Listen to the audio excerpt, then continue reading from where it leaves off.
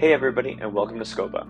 Today we're going to be talking about integrating your Scopa domain with Google Analytics so you can get the best tracking possible layered on to your tags. First off, what we want to do is go to the bottom left-hand corner and click on Settings. From there, go ahead and click on Integrations.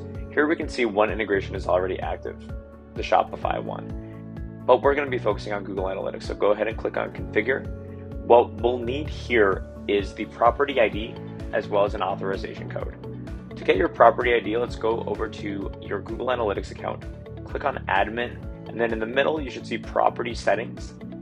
Right there in the top right corner, you should be able to copy your property ID. Let's just grab that and paste it into the Scopa web app here. And now we just click Sign in with Google.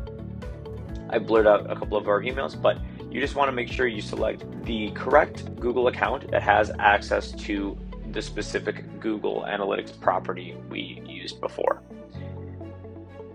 Just hit continue, connect, and you should be good to go. If you have any questions, check out our FAQ on our website. Thanks.